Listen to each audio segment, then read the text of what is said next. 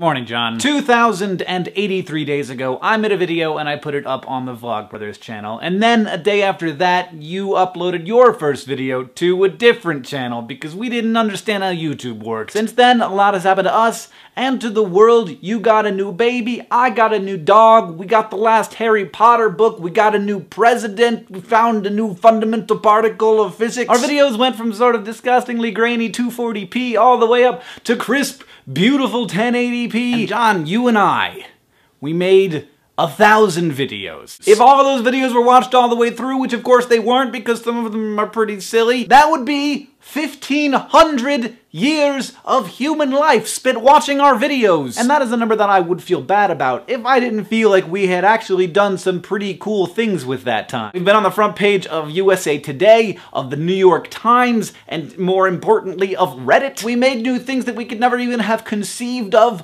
without the support of this community. The Foundation to Decrease World Suck is a real non-profit now. We've started educational channels that both have more than 200,000 subscribers. We started a record label and a web series and a conference. I got to sing a song with George Watsky and Felicia Day. We've made friends with really remarkable and talented people from all over the world. We've helped create and define this creative community that I think is bound for really amazing things. Good morning, Hank. It's Tuesday. So Hank, today marks the 6th anniversary of Vlogbrothers, but more importantly, last night the United States Senate threw the worst New Year's Eve party ever that ended with a compromise to avoid the so-called fiscal cliff of increased taxes and decreased spending. The centerpiece of this compromise is to make the really hard decisions in a few months. So, Congress! John from the future here. Quick update. When making this video, I naturally assumed that the House of Representatives would also agree to the compromise so as to avoid intentionally throwing the nation into a recession, but it turns out I may have been overly optimistic. Congress! Hey, 2012 was an amazing year for us. You co-created the Lizzie Bennett Diaries and SciShow, and Crash Course VidCon doubled in size. My book, The Fault in Our Stars, was published and so far has spent 51 consecutive weeks on the New York Times bestseller list. Why are these things happening? Because government. Also Nerdfighteria. Government, Hank. There's a reason why no popular YouTube adaptation of Pride and Prejudice has emerged from Somalia. They don't have a government. They don't have roads to facilitate commerce or public schools to teach kids or investment in telecom to make this happen. So Hank, Congress was designed to suck at doing stuff, and they do, but they have to work together just enough to cover, you know, the basics, and we've always gotten there, but now I'm a little worried. Good morning, John. Today I'm going to tell you a bunch of jokes that are going to make you go ha ha ha, but you're going to enjoy them. You're going to pretend like you don't enjoy them, but you're going to like them. I'm planning on beating my previous record that will require 52 jokes in less than 4 minutes. Let's go. What do you call a 5-foot psychic that's escaped from jail? A small, medium at large. Why did the mermaid wear seashells? Because she grew out of her bee shells. What concert cost 45 cents? 50 Cent.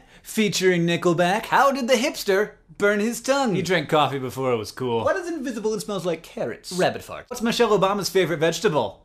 Yeah, it's broccoli. Broccoli, right? What are the strongest days of the week? Saturday and Sunday, because all the rest, they're weekdays. What do you call a pretty woman on the arm of a banjo player? A tattoo? I don't know why banjo players. I don't know. My friends and I, we put on a performance about puns.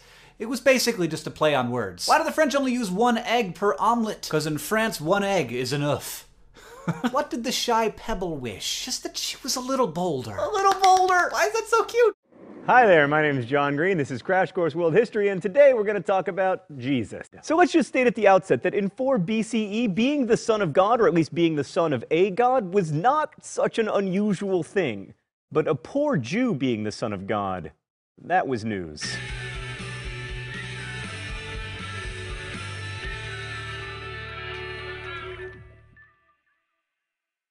Any understanding of Christianity has to start with Judaism because Jesus was born a Jew and he grew up in the Jewish tradition. He was one of many teachers spreading his ideas in the Roman province of Judea at the time, and he was part of a messianic tradition that helps us understand why he was thought of not only as a teacher, but as something much, much more. Let's go straight to the thought bubble today. The people who would become the Jews were just one of many tribal peoples eking out an existence in that not very fertile crescent world of Mesopotamia after the agricultural revolution.